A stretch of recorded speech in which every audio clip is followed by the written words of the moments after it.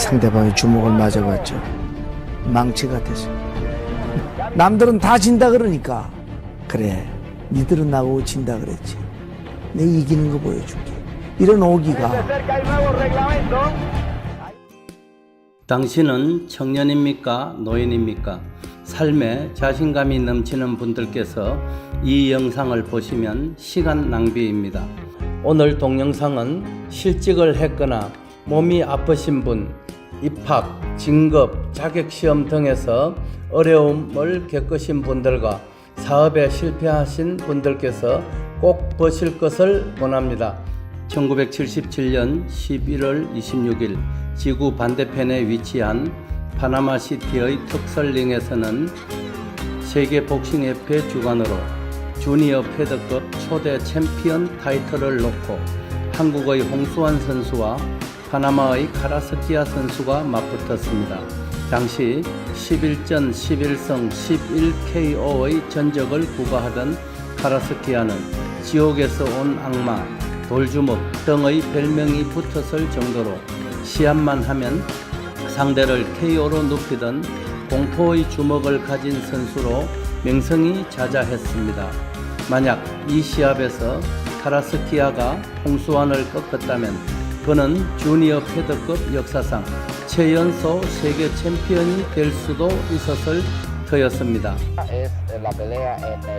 이었고 경기가 시작되었습니다. 1라운드는 두 선수가 탐색전을 벌이다가 끝났습니다.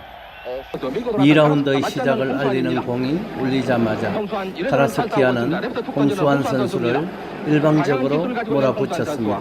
홍수환 선수는 카라스키아 선수의 연속된 펀치를 맞고 휘청거리다가 링에 쓰러지고 말았습니다. 심판의 카운터가 시작됩니다. 1, 2, 3.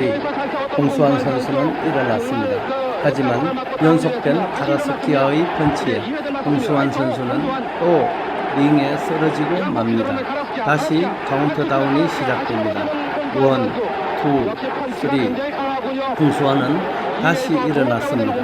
기가 오른 카라스키아는 대세를 가르겠다는 기세로 사정없이 홍수환 선수의 얼굴과 가슴을 가격합니다. 정신을 못 차리고 다시 쓰러진 홍수환 선수는 심판의 카운터가 7, 8을 셀 때여야 겨우 일어섰습니다. 관중들은 경기의 대세가 이미 기울었다는 판단이 들었는지 세 번째 일어선 홍수환 선수에게 박수도 거의 보내지 않았습니다. 예상대로 카라스키아는 홍수환 선수를 거세게 몰아붙였고 홍수환은 네 번째 링에 벌러덩 쓰러지고 맙니다.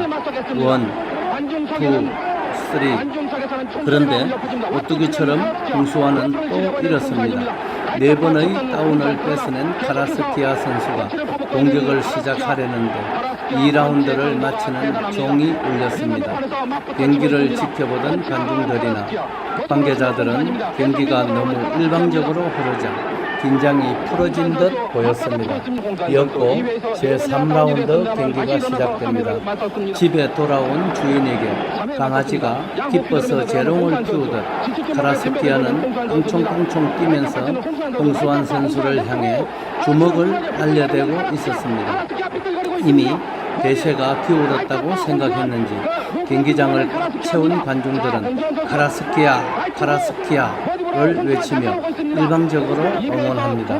그런데 이게 웬일입니까? 카라스키아의 깔끔한 승리로 끝날 줄 알았던 경기는 홍수환 선수의 레프트 훅 한 방에 카라스키아가 링에 쓰러지면서 극적인 반전이 일어났습니다. 심판이 카운트를 시작합니다. 1, 2, 3. 이쯤에서 일어날 것으로 예상하던 카라스키아는 심판이 9, 10을 세워도 일어나지 못하고 그대로 링에 누워 있었습니다.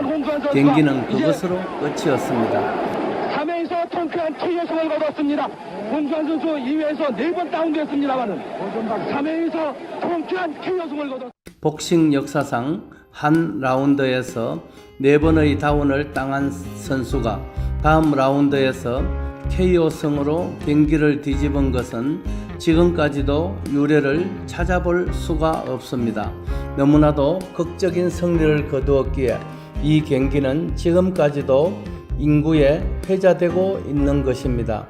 당시 홍수환 선수가 용기를 잃고 3라운드에서 기권을 했거나 또다시 다운되어 패배하기라도 했더라면 홍수환이라는 이름을 역사에서 찾기가 쉽지 않았을 것입니다. 한금손도 지치고 어려운 일이 있을 때에는 가끔씩 이 영상을 보면서 마음을 달래곤 합니다. 그렇습니다. 홍수환 선수의 사전 오기는 운도 따랐겠지만 경기에 임하기 전에 뼈를 깎는 고통을 견디면서 열심히 땀을 흘렸기 때문에 좋은 결실을 맺을 수 있었습니다. 사무엘 울만 시인이 쓴 청춘이란 시 한 수를 없습니다.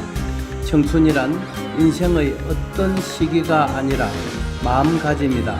장밋빛 볼, 붉은 입술, 부드러운 무릎이 아니라 강인한 의지, 풍부한 상상력, 불타오르는 열정을 말한다. 청춘이란 인생의 깊은 샘에서 솟아나는 신선한 정신이다. 청춘이란 두려움을 물리치는 용기, 안이함을 선호하는 마음을 뿌리치는 모험심을 뜻한다. 때로는 20살 청년보다 60살 노인이 더 청년일 수 있다. 나이를 더해가는 것만으로 사람은 늙지 않는다. 이상을 잃어버릴 때 비로소 늙는 것이다. 세월은 피부에 주름살을 늘게 하지만 열정을 잃어버리면 마음이 시든다. 고뇌, 공포, 실망에 의해서 기력은 땅을 기고 정신은 먼지가 된다. 60이든 16이든 인간의 가슴에는 경이로움에 이끌리는 마음, 어린 아이와 같은 미지에 대한 끝없는 탐구심, 인생에 대한 즐거움과 환희가 있다. 그대에게도 나에게도 마음 한가운데 무슨 탑이 있다. 인간과 신으로부터 아름다움, 희망, 기쁨, 용기, 힘의 영감을 받는 한 그대는 젊다. 그러나 영감이 끊어져 정신이 싸늘한 냉소의 눈에 덮이고 비탄의 얼음에 갇힐 때 서물이라도 인간은 늙는다. 머리를 높이 쳐들고 희망의 물결을 붙잡는 한 여든이라도 인간은 청춘으로 남는다. 청춘이란 시를 얻다 보면 자신도 모르는 사이에 가슴 한켠에서 뜨거운 열정이 솟는 것을 알 수 있습니다. 우리나라의 자살자 숫자는 2018년도에만 13,750명이었습니다. OECD 국가들 중 단연 최고의 자살률을 기록한 것입니다. 울릉도의 인구가 9,750명인데 매년 울릉도만한 지방자치단체 하나 반씩이 사라진다고 생각하면 끔찍한 일입니다. 사망자 전체에서 자살자가 차지하는 수치는 4%선. 그러나 20대 사망자 중에서 자살률은 44.5%라고 합니다. 왜 팔팔한 청년들이 스스로 목숨을 끊는 것일까요? 그것은 청년들이 미래에 대한 자신의 희망을 잃어버렸기 때문입니다. 다음 이야기를 찬찬히 들어보시기 바랍니다. 74살에 정계에 복귀하여 개혁과 개방을 이끌어 지금의 중국을 만든 작은 거인 병소평의 이야기는 색일수록 감동의 연속입니다. 일생 동안 흑인 인권 운동을 이끌다가 27년간의 투옥 생활을 마치고 남아공의 대통령에 당선되어 350여 년에 걸친 인종붕괴를 종식시킨 영웅이었던 넬슨 만델라의 당시 나이가 77살이었습니다. 지구상에서 가장 강력한 유일의 초강대국인 미국을 건설한 지도자는 만년 삼류 배우 출신의 로널드 레이건 전 대통령입니다. 그가 활발하게 활동했던 제2기 대통령에 재선된 때의 나이가 75살이었습니다.